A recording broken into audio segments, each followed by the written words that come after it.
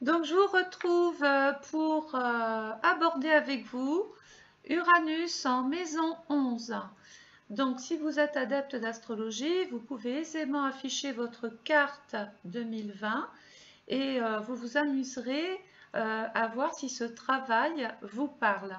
Par la suite, si vous souhaitez commander votre étude astrale personnalisée, vous pouvez me contacter, comme ça vous saurez exactement où est Uranus et vous aurez l'ambiance de toute votre année. Alors, on va rester quand même sur cette époque, 75-81. Uranus était à l'époque dans le Scorpion. Alors, vous écouterez, vous verrez, en haut, je mettrai un point, il y a un petit point d'exclamation en haut de la vidéo. J'ai fait un concentré des événements qui se sont passés pendant ces périodes-là. J'ai fait une synthèse, a priori, nous pouvons relier le Scorpion au social. Et c'est vrai qu'on commence à connaître le social, déjà par le président Mitterrand, hein, qui s'est fait un point d'honneur pour justement mettre tout ça un petit peu en place. C'est à partir de là qu'on commence aussi à constater que le chômage peut devenir une problématique pour certains. Enfin bon, bref. Vous écouterez, je ne vous l'ai pas ajouté là pour ne pas alourdir la vidéo. Puis si ça ne vous intéresse pas, vous connaissez, que vous alliez directement aux interprétations astrales. Alors, je vais travailler les aspects avec Uranus. Regardez au milieu du zodiaque, il y a des petits traits rouges, des traits bleus, des traits marrons. C'est pas anodin. Un aspect, c'est en général une planète qui est reliée à une autre, ou une maison qui est reliée à une autre. En fonction de l'aspect qu'elle forme, eh bien, on est soit dans l'harmonie, donc le côté positif de la situation, ou alors c'est rouge, et à partir de là, on dit que c'est dissonant, et là, on va tomber sur des tensions, sur des problématiques relationnelles. Enfin, on va aborder tout ça. Moi, ce que je voudrais vous faire retenir, c'est que dans ces années-là, Uranus était donc dans le Scorpion. Cette année, en 2020, il va former une opposition justement à la maison 11. Donc, l'opposition, c'est toujours pareil. Ce sont deux maisons qui doivent s'entendre, mais ne s'entendent pas toujours. En fait, il y en a toujours un qui demande plus à l'autre, où il y a un manque de lâcher prise. Et donc, on est dans un aspect de conflit et de complication. Donc, on y va. Uranus, cette année 2020, en maison 11, si c'est votre cas, dans le signe du taureau. Rappelons-nous qu'Uranus est en chute dans le signe du taureau pour ceux qui me suivent. Et donc, il va former une opposition à la maison 11 de cette année. Donc, Uranus en taureau, maison 11, se retrouve opposé à la maison 8. Donc là, sur le dessin, on le retrouve aisément. Vous regardez le taureau ici, maison 2, opposé au scorpion. Et voyez, ça forme même un carré avec le Verseau. Donc, c'est vraiment trois signes qui peuvent rentrer comme ça dans le conflit ou dans la mésentente. Alors, je vais reprendre un aspect opposant deux énergies compliquées avec le scorpion. Donc, deux choses. Soit cet aspect consolide une belle complémentarité et fait évoluer, progresser certains projets en cours, car l'un a l'esprit de conscience que l'un a conscience que certains sacrifices semblent inévitables. Là, je parle du scorpion. Soit il rend la relation impossible parce qu'il y a trop d'efforts à fournir, car les aides, les appuis de l'un deviennent une sorte de problématique pour l'autre. Il y a un problème, enfin un ou des problèmes avec un crédit, un découvert, ou avec votre banquier, ou votre banquier ne vous suit pas. Je m'excuse, je n'ai pas mes lunettes. Un projet peut aussi tomber à l'eau. Vous avez du mal à trouver les capitaux nécessaires. Alors, vous trouverez la solution à votre problème dans le sextile. Changement d'orientation, voyage sur l'étranger, mutation, nouvelle affectation. Faire passer votre dossier devant M9, c'est là où on a la solution. Devant une commission, devant un jury, à propos d'une aide régionale, vous ne devez compter que sur vos propres initiatives. C'est à vous de faire donc les démarches pour vous sortir d'une impasse que représente l'opposition. Les soutiens auxquels vous aspirez ne viendront pas à vous, bien au contraire, c'est à vous de faire bouger les choses. La maison 8 représente aussi les dettes, les emprunts, la faillite, le divorce, le licenciement, la précarité. Votre statut d'avant change considérablement. Cherchez des soutiens auprès d'organismes agréés. N'oublions pas, vous devenez peut-être la victime d'une époque 75-85. En fait, vous devenez la victime de l'année de vos parents, enfin de la génération de vos parents. Donc on rappelle un petit peu, hein, on parlait du chômage, des licenciements ou les situations précaires. Vous avez du mal à vivre autrement que comme eux, car vous n'aurez pas pu être aidé ou partir avec de bien meilleurs avantages. Si vous aviez des parents qui étaient au chômage, sauf si vous avez touché un héritage de l'oncle Tom, il est toujours plus compliqué de se faire une place en société quand on n'a pas été aidé au départ. Donc le trigone par contre peut vous aider aussi. Formez-vous, peaufinez vos connaissances, reprenez des cours, passez un concours, sollicitez un juriste qui pourrait vous aider dans vos dossiers. Bon, demandez de l'aide à un proche, à un frère, à une sœur, ou voir auprès d'une administration compétente. C'est pas parce que vous partez avec un mauvais bagage au départ que votre évolution, que votre vie est terminée. Au contraire, je vous ai donné ici des moyens de vous en sortir autrement pour arriver peut-être au même résultat que quelqu'un qui sort d'une bonne famille. Uranus en maison 11 Taureau va former un sextile à la maison 1. Bon, là, c'est l'aspect excellent. L'échange avec le bélier, source d'initiative. Donc là, quelle belle composante! Des projets encore et encore, vous êtes habité par une énergie puissante qui vous pousse vers de belles réalisations. Il y a beaucoup d'espoir dans tout ce que vous mettez en place. Les aides ne manquent pas, les conseils peuvent. Alors, les aides par rapport à un projet, bien sûr, hein. Les aides ne manquent pas, les conseils pleuvent et vous permettent d'agir plus vite. C'est un franc succès, vraiment bravo, on aime avoir cet aspect dans son thème. Uranus en maison 11 va former un carré avec la maison 2. Donc là, on va toucher vos moyens, votre salaire, tout ce que vous possédez. Le carré, on se rappelle que c'est un aspect dit de tension. C'est une problématique. On vous freine côté argent, on manque de moyens concrets pour évoluer.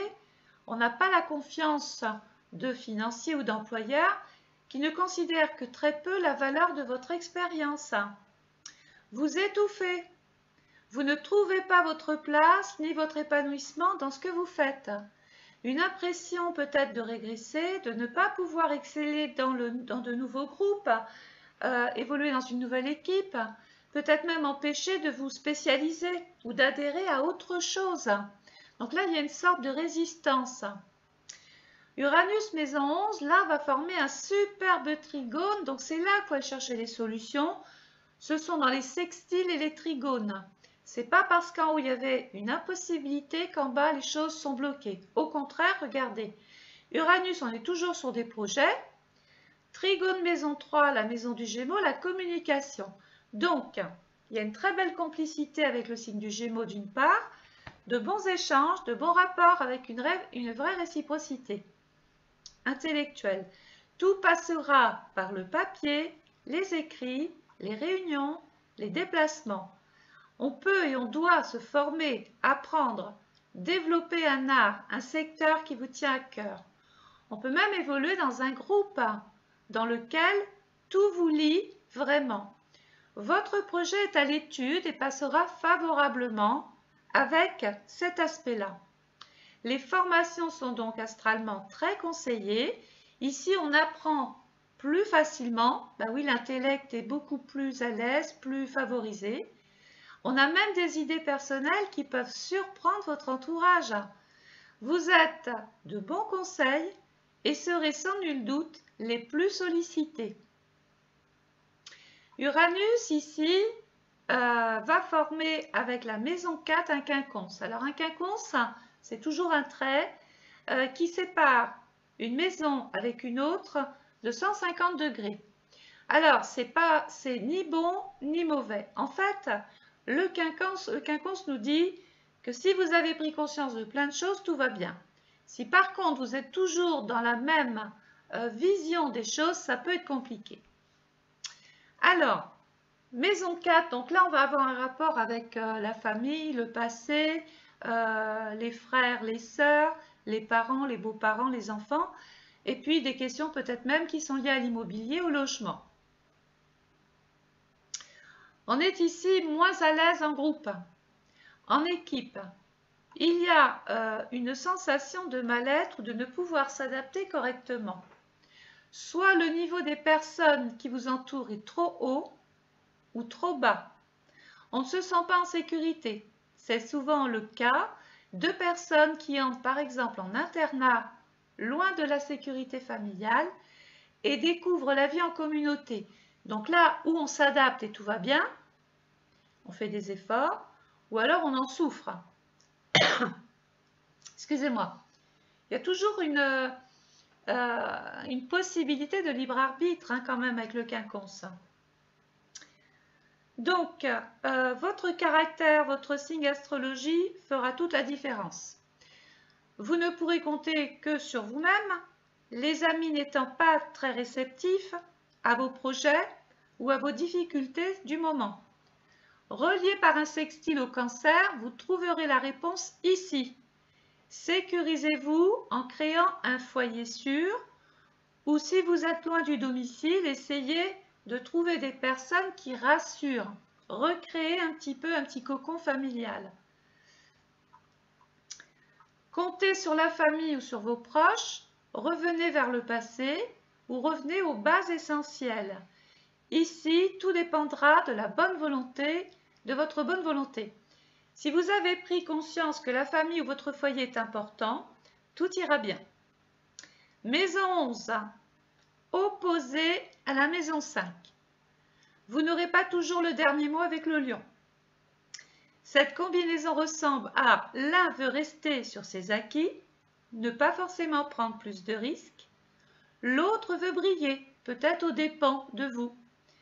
Être au devant de la scène ou tirer la couverture sur lui. Donc c'est une situation à vos dépens. On peut se sentir écrasé par le charisme de personnes de caractère. C'est une relation ou des relations complexes, voire compliquées, mais en fonction de votre signe, tout peut devenir complémentaire. Uranus, maison 11, regardez, on est dans le bleu, sextile au Sagittaire, maison 9. Donc là, il y a une belle évolution possible. Tout peut prendre de l'ampleur avec le Sagittaire, qui vous poussera à grandir, évoluer, progresser. Les voyages peuvent devenir un atout majeur. On peut évoluer dans une relation, développer un projet qui entraînera une belle croissance.